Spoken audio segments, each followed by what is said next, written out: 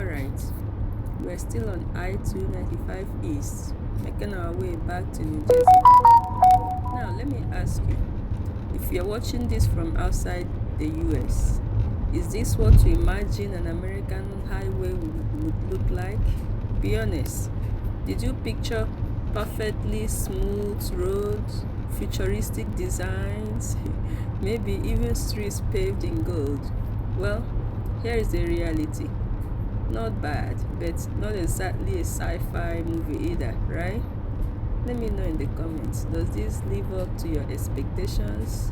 Or were you expecting something a little shinier? Let's talk about this. Leave some comments.